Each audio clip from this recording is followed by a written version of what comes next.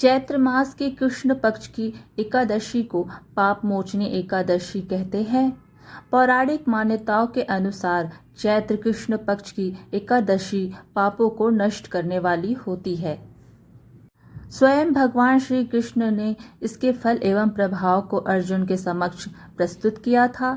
पाप मोचनी एकादशी व्रत साधक को उसके सभी पापों से मुक्त कर उसके लिए मोक्ष के मार्ग खोलती है। इस व्रत में भगवान विष्णु के चतुर्भुज रूप की पूजा की जाती है। आइए इस कथा का श्रवण करते हैं। प्राचीन समय में चैत्र रथ नामक एक वन था। उसमें अप्सराएं किन्नरों के साथ विहार किया करती थी। वहां सदैव वसंत का मौसम रहता था, अर्थात उस जगह सदा नाना प्रकार के पुष्प खिले रहते थे। कभी गंधर्व कन्याएं विहार किया करती थीं, कभी देवेंद्र अन्य देवताओं के साथ क्रीड़ा किया करते थे। उसी वन में मेधावी नाम के एक ऋषि भी तपस्या में लीन रहते थे। वे शिव भक्त थे। एक दिन मंजू घोषा नामक एक अप्सरा ने उनको मोहित कर उनकी निकटता का लाभ उठाने की चेष्टा की। इसलिए वह कुछ दूरी पर बैठ वीणा बजाकर मधुर स्वर में गाने लगी। उसी समय शिव भक्त महर्षि मेधावी को कामदेव भी जीतने का प्रयास करने लगे। कामदेव ने उस सुंदर अप्सरा के भ्रू का धनुष बनाया, कटाक्ष को उसकी प्रत्यंचा बनाई और उसके नेत्रों को मंजू घोषा अप्सरा का सेनापति बनाया। इस तरह कामदेव अपने शत्रु भक्त को जीतने को तैयार हुआ। उस समय महर्षि मेधावी भी युवावस्था में थे और काफी हष्ट पुष्ट थे। उन्होंने यज्ञोपवीत तथा दंड धारण कर रखा था। वे दूसरे कामदेव के समान प्रतीत हो रहे थे। उस मुनि को देखकर कामदेव के वश में हुई मंजू घोषा ने धीरे धीरे मधुर वाणी से वीणा पर गायन शुरू किया। तो महर्षि मेधावी भी मंजू घोषा के मधुर गाने पर तथा उसके सौंदर्य पर मोहित हो गए। वह अप्सरा मेधावी मुनि को कामदेव से पीड़ित जानकर उनसे आलिंगन करने लगी। महर्षि मेधावी उसके सौंदर्य पर मोहित होकर शिव रहस्य को भूल गए और काम के वशीभूत होकर उसके साथ रमण करने लगी। काम के वशीभूत होने के कारण मुनि को उस समय दिन रात का कुछ भी ज्ञान ना रहा और काफी समय तक वे रमण करते रहे। तदुपरांत मंजू घोषा उस मुनि से बोली, हे ऋषिवर, अब मुझे बहुत समय हो गया है, अतः स्वर्ग जाने की आज्ञा दीजिए। अप्सरा की बात सुनकर ऋषि ने कहा, हे मोहिनी, संध्या को तो आई हो, प्रातःकाल होने पर चली जाना। ऋषि के ऐसे वचनों को सुनकर अप्सरा उनके साथ रमण करने लगी। इसी प्रकार दोनों ने साथ साथ बहुत समय बिताया। मंजू घोषा ने एक दिन ऋषि से कहा, हे विप्र, अब आप मुझे स्वर्ग जाने की आज्ञा दीजिए। मुनि ने इस बार भी वही कहा, हे रूपसी, अभी ज्यादा समय व्यतीत नहीं हुआ है, कुछ समय और ठहरो। मुनि की बात सुन अप्सरा ने कहा, हे ऋषिवर, आपकी रात तो बहुत लंबी है।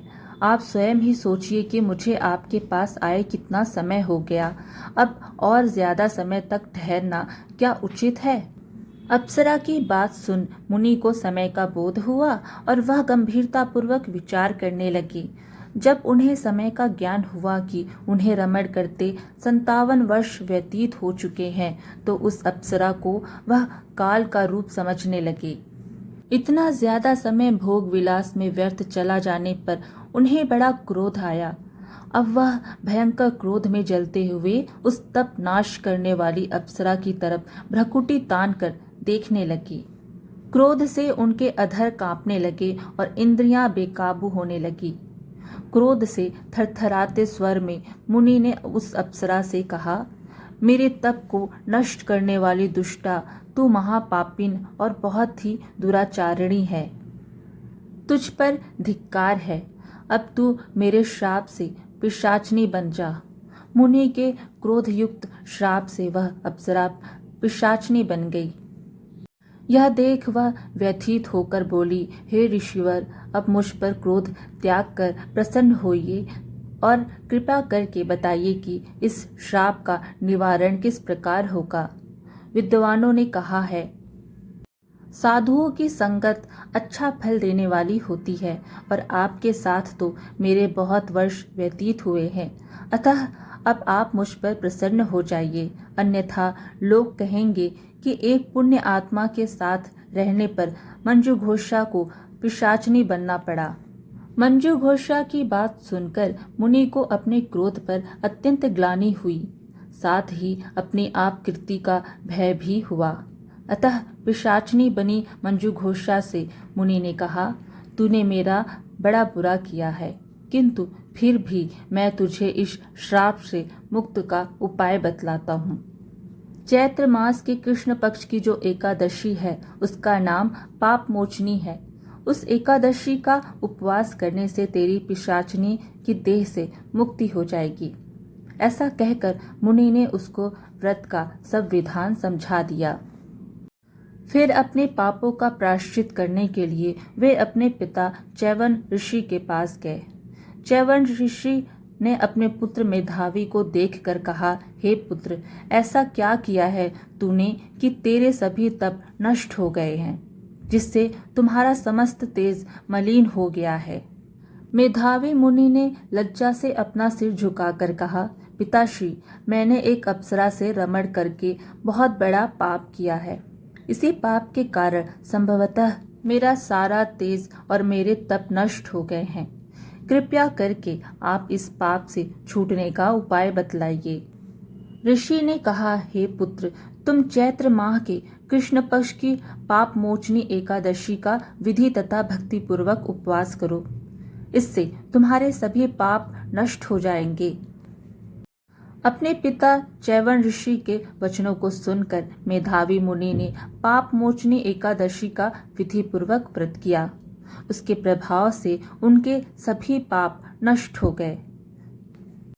मंजू घोषा अप्सरा भी पाप मोचनी एकादशी का उपवास करने से पिशाचनी की देह से छूट गई और पुनः अपना सुंदर रूप धारण कर स्वर्गलोक चली गई।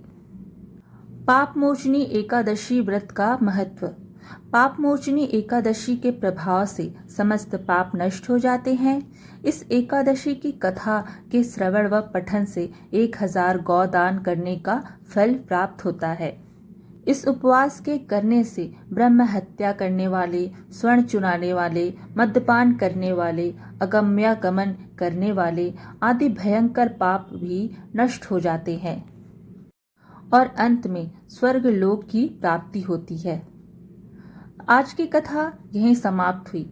वीडियो अच्छी लगी तो लाइक शेयर ज़रूर कीजिएगा। साथ ही और अच्छी अच्छी कथाएं सुनने के लिए चैनल को सब्सक्राइब भी कर दीजिएगा। धन्यवाद।